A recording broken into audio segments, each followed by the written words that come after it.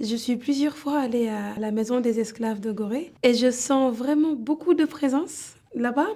Et je sais pas, ce film, ça a été peut-être une réponse ou un moyen pour moi de faire passer leur message. Elle, c'est Anna Diakere Thiandoum, l'une des actrices principales du film Ni chaîne ni maître, sorti le 18 septembre. La FME est partenaire officiel du film, donc on lui a posé deux trois questions pour vous.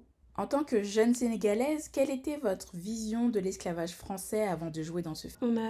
On nous a appris depuis le CM2. On apprend des histoires sur l'esclavage, la résistance religieuse française avec Senghor, poétique, je veux dire, et Césaire. Et comme j'ai été un étudiant en littéraire, on apprend beaucoup sur la science des Lumières, l'abolition de l'esclavage. Mais le marronnage, on nous a pas encore parlé qu'il y avait des esclaves dans la communauté qui voulaient...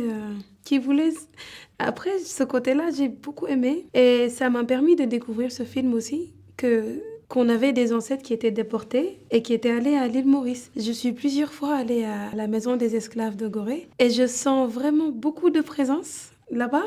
Et je sais pas, ce film, ça a été peut-être une réponse ou un moyen pour moi de faire passer leur message. Et même dans une scène, j'ai été vraiment en transe. Oui, la scène de la décharge, j'ai été vraiment en transe parce que j'ai ressenti leur présence dans l'endroit où on était à l'île Maurice. J'ai senti qu'ils étaient là et que j'ai senti beaucoup d'énergie et ça m'a permis d'avoir une décharge. J'ai été vraiment en transe parce que entre ceux qui voulaient me raconter leurs histoires et ceux qui étaient là pour me faire, j'ai ressenti la même énergie sentie dans tu sais, la maison des esclaves. La chambre des femmes, quand tu rentres, la pression que tu as et la pression que tu as dans la chambre des hommes. Et quand tu es face à la porte d'aller sans retour, j'ai ressenti cette même pression-là et cette même énergie dans une pièce à l'île Maurice où il y avait la terre rouge qui avait vraiment des esclaves. J'ai ressenti ça. Et je me suis dit, écoute, j'ai laissé la transe m'emporter. Quel message, en tant que jeune femme et en tant que fille,